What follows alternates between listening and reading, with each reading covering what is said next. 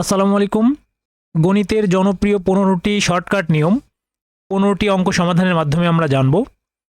তো সমাধানে SA study care. 1 নম্বর অঙ্ক, 3টি ধারাবাহিক বিজোড় সংখ্যার যোগফল 177, মধ্যম সংখ্যাটি কত? তো এই টাইপের যতগুলো অঙ্ক আছে চমৎকার শর্টকাট নিয়মের মাধ্যমে করতে পারবো। তো এখানে বলা হয়েছে 3টি ধারাবাহিক বিজোড় সংখ্যার যোগফল। এখানে ধারাবাহিক বিজোড় সংখ্যা হতে পারে, 3টি ধারাবাহিক সংখ্যা হতে পারে, ক্রমিক সংখ্যা হতে পারে।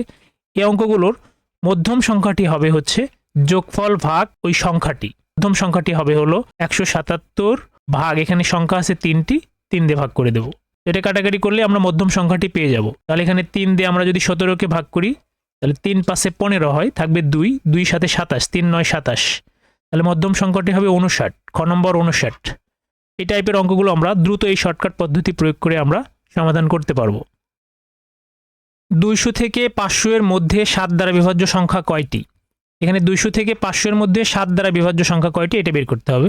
তো এটার সূত্রটা হলো এরকম, শর্টকাট নিয়মটা হলো 500, এই 500টা লিখবো, তারপরে আমরা লিখবো বিয়োগ, লিখবো হচ্ছে 200 এবং জাস্ট এখানে 7 দিয়ে আমরা ভাগ করে দেব। এখানে একটা জিনিস আমরা মনে রাখবো, 500 এবং এই 200 যদি 7 দ্বারা বিভাজ্য হয় তাহলে এই শর্টকাট নিয়মে আমরা অঙ্কটা সমাধান করতে পারবো।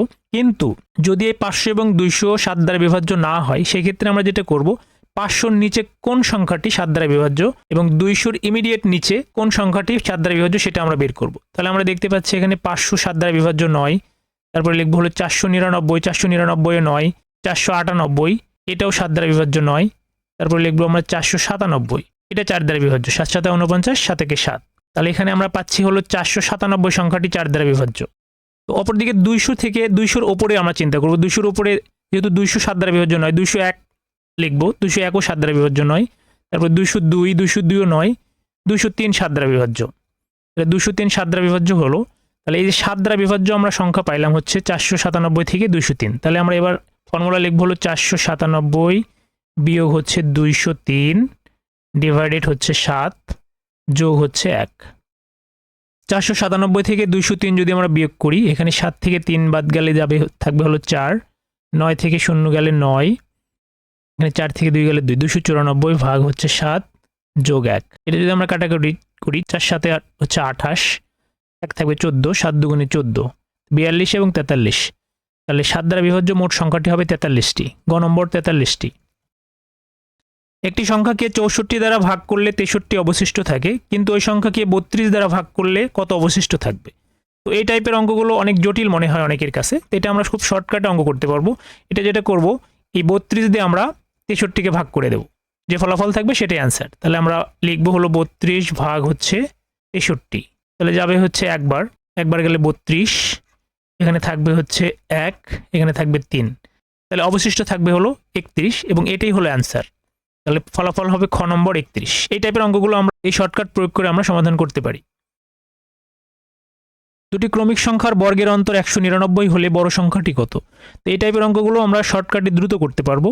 সেটা হলো বড় সংখ্যা বের করতে বলছে। বড় সংখ্যা যদি বের করতে বলে তাহলে হচ্ছে বর্গের অন্তর লিখবো আমরা 199 যোগ 1 ভাগ হচ্ছে 2। তাহলে আমরা বড় সংখ্যা পাবো হলো 199 আর 1 যোগ করলে পাবো 200, 200 ভাগ 2 সমান সমান 100। তাহলে এখানে অ্যান্সার হবে ঘ নম্বর 100। তো যদি ছোট সংখ্যা বের করতে বলে তাহলে জাস্ট এখানে আমরা প্লাসের জায়গায় মাইনাস লিখে দেব। তো এই অঙ্কগুলো আমরা দ্রুত এই শর্টকাট পদ্ধতি প্রয়োগ করে করতে পারি। একটি সংখ্যা 301 থেকে যত বড় 381 থেকে তত ছোট, সংখ্যাটি কত? তো এই অঙ্কটিও আমরা জনপ্রিয় একটি শর্টকাট পদ্ধতি প্রয়োগ করে সমাধান করব। তো কি করব, এই দুটো সংখ্যা আমরা যোগ করে দিয়ে 2 দিয়ে ভাগ করে দিলেই সংখ্যাটি নির্ণয় হয়ে যাবে। তাহলে এই দুটো সংখ্যা যদি যোগ করে দেই তাহলে 301 যোগ হচ্ছে 381 ভাগ হচ্ছে 2। তো এখানে 301 আর 381 যদি যোগ করে দিই তাহলে 682 হবে, 682 ভাগ হচ্ছে 2। কাটাকাটি যদি করি 3 দুগুণে 6, এখানে 4 দুগুণে 8, 2 একে 2, 341। তাহলে ফলাফল হবে 341। তো এই টাইপের অঙ্কগুলো আমরা এই পদ্ধতি প্রয়োগ করে দ্রুত সমাধান করতে পারবো। একটি তেলপূর্ণ পাত্রের ওজন 32 কেজি, অর্ধেক তেল সহ পাত্রের ওজন 20 কেজি হলে পাত্রটির ওজন কত? তো এই অঙ্কটি আমরা চমৎকার একটি শর্টকাট পদ্ধতি প্রয়োগ করে সমাধান করব। সেটা হচ্ছে 32 থেকে আমরা 20 বিয়োগ করব। তাহলে 32 বিয়োগ 20, 32 থেকে 20 বিয়োগ করলে পাবো আমরা 12। এই ফলাফল যে 12 পেলাম, এই 12কে আবার, এই 20 থেকে এই 12 আবার বাদ দেব। তাহলে 20 থেকে যদি এই 12 বাদ দেয় তাহলে হবে হলো 8। তাহলে পাত্রটির ওজন হবে 8 কেজি। ক নম্বর 8 কেজি। এই টাইপের অঙ্কগুলো আমরা এই চমৎকার একটি শর্টকাট প্রয়োগ করে সমাধান করব। 7 নম্বর অঙ্ক, বিশাল বড় একটি গুণ, দশমিকের গুণ। এই গুণগুলো দেখলে আমরা অনেকেই ভয় পাই, কিন্তু এগুলো সহজে খুব দ্রুত সময়ে আমরা সমাধান করতে পারবো। সেটা হলো এখানে দশমিকগুলো বা শূন্যগুলো কিছুই চিন্তা করব না, আমরা পূর্ণ সংখ্যাগুলোকে গুণ করে দেব। 3 এবং 3 গুণ করলে হবে 3 3 9, এবং এই 3 গুণ করলে 3 9 27। এখানে আমরা 27 লিখব। এবং তারপরে যেটা করব আমরা, এখানে দশমিকের পরে আছে একটি অঙ্ক, এখানে আছে দুইটি, এখানে আছে তিনটি। তাহলে এখানে মোট দশমিকের পরের অঙ্ক হবে হলো 1, এখানে দুইটি হলো তিনটি, মানে 6টি। তার মানে এখানে যে সংখ্যাটা হবে সেখানে আছে হলো 2টি অঙ্ক, তার মানে আরও 4টি আমরা শূন্য বসিয়ে দিয়ে তার আগে আমরা দশমিক বসাবো। তো এটাই হবে সমাধান। তাহলে এখানে অ্যান্সার হবে হচ্ছে খ নম্বর, দশমিকের পরে 4টা শূন্য, তারপরে 2 7। 1 থেকে 49 পর্যন্ত ক্রমিক সংখ্যাগুলোর গড় কত? তো এই টাইপের অঙ্কগুলো খুব দ্রুত করা যাবে। সেটা হচ্ছে এই 49 যোগ হচ্ছে 1 ভাগ হচ্ছে 2, এটাই হবে সংখ্যাটির গড়। তাহলে এখানে 49 একে 50 হবে, 50 ভাগ 2, তার মানে 25। তাহলে এই সংখ্যাগুলোর গড় হচ্ছে হলো 25, ঘ নম্বর 25। তো ক্রমিক সংখ্যার ক্ষেত্রে আমরা খুব দ্রুত এইভাবে গড় নির্ণয় করতে পারবো। 4 ভাগ 5কে শতকরায় প্রকাশ করলে কত হবে? খুব চমৎকার একটি শর্টকাট প্রয়োগ করে আমরা অঙ্কটি করতে পারবো। সেটা হলো 4/5 আমরা লিখবো এখানে। শতকরায় প্রকাশ করতে বললে জাস্ট আমরা 100 দিয়ে গুণ করে দেব। তাহলে 100 দিয়ে গুণ করলে আমরা এই 5 দিয়ে 100কে ভাগ করলে হবে হলো 5 20 100। তাহলে 20 এবং 4 গুণ করলে হবে 4 20 80। তাহলে অ্যান্সার হবে গ নম্বর 80%। এই টাইপের অঙ্কগুলো আমরা পরীক্ষার হলে দ্রুত এইভাবে সমাধান করতে পারি। টাকায় 4টি ও টাকায় 6টি দরে সমান সংখ্যক আমরা কিনে এক ব্যক্তি টাকায় 5টি দরে বিক্রি করলে শতকরা কত লাভ বা ক্ষতি হবে?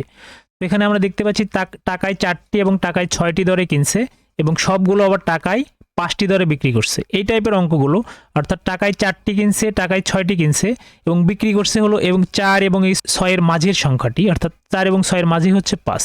এবং এটা মনে রাখবো আমরা, এই টাইপের অঙ্কগুলোর ক্ষেত্রে সবসময় ক্ষতি হবে, এবং ক্ষতির পরিমাণটা হবে এরকম: 100 ডিভাইডেড হচ্ছে বিক্রয় সংখ্যার উপরে স্কয়ার, তার মানে বিক্রয় সংখ্যা হলো 5, 5 এর উপরে স্কয়ার। তাহলে ক্ষতির পরিমাণ হবে এখানে 100 ভাগ 5 স্কয়ার, মানে 25, কাটাকাটি করলে হবে 4, তার মানে 4% ক্ষতি হবে। খ নম্বর 4% ক্ষতি।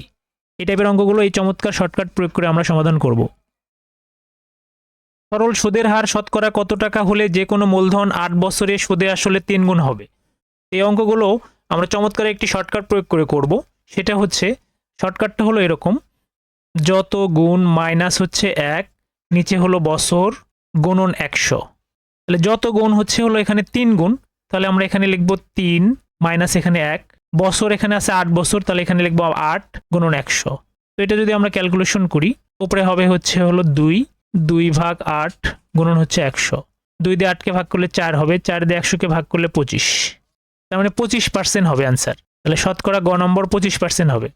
তো এই টাইপের অঙ্কগুলো আমরা এই শর্টকাট প্রয়োগ করে দ্রুত সমাধান করতে পারি। 10% হার মুনাফায় 2000 টাকার 2 বছরে চক্রবৃদ্ধি মূলধন কত? এটা আমরা চমৎকার একটি শর্টকাট পদ্ধতি প্রয়োগ করে করব। সেটা হলো, এই মূলধনটা আমরা লিখবো এখানে 2000, গুণন হচ্ছে হলো এখানে যেহেতু 10%, তাহলে আমরা লিখবো হলো 110 ভাগ 100। তো যেহেতু 2 বছর আছে, এই 110 ভাগ 100 আমরা 2 বার লিখবো, 110 ভাগ 100। এখন আমরা কাটাকাটি করব। এই শূন্য এই শূন্য কেটে যাবে, এই শূন্য এই শূন্য কেটে যাবে, এখানকার 1 শূন্য, এখানকার 1 শূন্য, এই 1 শূন্য, এই 1 শূন্য কেটে যাবে। তাহলে এখানে 11 এবং 11 গুণ করলে পাবো আমরা 121। 121 এবং 20 গুণ করি, তাহলে 121 গুণন 2 হচ্ছে হলো 242, এখানে একটা শূন্য, তার মানে 2420 টাকা। তাহলে মূলধন হবে 2420, খ নম্বর। 13 নম্বর অঙ্ক, এর একটি ধারার অঙ্ক। এই অঙ্কটা আমরা দ্রুত সমাধান করব হচ্ছে এই সূত্র প্রয়োগ করে। যোগফল নির্ণয় করতে হবে যে 1 থেকে 19 পর্যন্ত ক্রমিক সংখ্যাগুলোর যোগফল কত। তাহলে n into n plus 1 divided 2, এটা হলো এই অঙ্কের সমাধান। তাহলে n মানে হচ্ছে এখানে 19 ইন্টু 19 এবং 1 যোগ করলে হবে 20, এখানে হবে 2 দিয়ে যদি 20কে ভাগ করি তাহলে পাবো 10 এবং 19 গুণ করলে হবে 190, ক নম্বর 190। এরকম ক্রমিক সংখ্যার যোগফলগুলো আমরা এই শর্টকাট প্রয়োগ করে আমরা সমাধান করব। একটি আয়তক্ষেত্রের দৈর্ঘ্য 20% বাড়ানো হলো এবং প্রস্থ 20% কমানো হলো, ক্ষেত্রফল কি হবে? তাহলে এটা আমরা একটি শর্টকাট পদ্ধতি প্রয়োগ করব। সেটা হচ্ছে a plus B plus A B divided 100, যেখানে a হচ্ছে 20%, এবং বি হচ্ছে এই যে 20% কম, তার মানে -20। এখানে মানগুলো বসিয়ে দেব, তাহলে এর মান হচ্ছে 20 যোগ বি হচ্ছে -20, এখানে প্লাস এ হচ্ছে 20, বি হচ্ছে -20 ডিভাইডেড 100। এটা আমরা ক্যালকুলেশন করব, 20 এখানে -20 হবে, প্লাস এখানে 20 এবং -20 গুণ করলে হবে -400 ভাগ 100। এখানে প্লাস মাইনাস কেটে যাবে, এখানে হচ্ছে 400 যেহেতু 100 দিয়ে ভাগ করলে আমরা পাবো 4, তার মানে -4 হবে অ্যান্সার। তাহলে -4 যেহেতু, তার মানে 4% কমছে, অ্যান্সার হবে 4% কমবে। ক নম্বর। 15 নম্বর অঙ্ক, এক ব্যক্তি স্রোতের অনুকূলে নৌকা বেয়ে 10 কিলোমিটার বেগে চলে কোনো স্থানে গেল এবং ঘন্টায় 6 কিলোমিটার বেগে স্রোতের প্রতিকূলে যাত্রারম্ভের স্থানে ফিরে এলো। যাতায়াতে তার গড় গতিবেগ কত? তো এটি আমরা একটি চমৎকার শর্টকাট প্রয়োগ করে সমাধান করব। সেটা হলো গড় গতিবেগ হবে হলো 2xy ডিভাইডেড হচ্ছে x প্লাস ওয়াই, যেখানে x হচ্ছে হলো অনুকূলের বেগ, তাহলে এটা হলো 10, এবং y হচ্ছে প্রতিকূলের বেগ, প্রতিকূলের বেগ হচ্ছে 6। এখানে 2 ইন্টু x এর মান 10, y এর মান হচ্ছে 6, এবং x হচ্ছে 10 প্লাস হচ্ছে y হলো 6। এখানে আমরা 2 ইন্টু 10 প্লাস 6 লিখবো, গুণন 6 যোগ করলে পাবো 16। এটা যদি আমরা কাটাকাটি করি, এখানে 2 দিয়ে 16কে ভাগ করলে 8 হবে, 2 দিয়ে 6কে ভাগ করলে 3, 8কে ভাগ করলে 4, আবার 10কে যদি আমরা 2 দিয়ে ভাগ করি 5 পাবো, 4কে 2 দিয়ে ভাগ করলে পাবো 2, তার উপরে থাকবে 15, নিচে হলো 2, 15কে 2 দিয়ে ভাগ করলে পাবো না 7.5, তাহলে গড় গতিবেগ হবে 7.5। নৌকা ও স্রোতের গড় গতিবেগের অঙ্কগুলো আমরা এই শর্টকাট পদ্ধতি প্রয়োগ করে আমরা সমাধান করতে পারি। ভিডিওটি যদি ভালো লেগে থাকে অবশ্যই চ্যানেলটি সাবস্ক্রাইব করবেন, ভিডিওটিতে লাইক, কমেন্টস এবং শেয়ার করবেন। কমেন্ট বক্সে ডান লিখতে ভুলবেন না। ধন্যবাদ।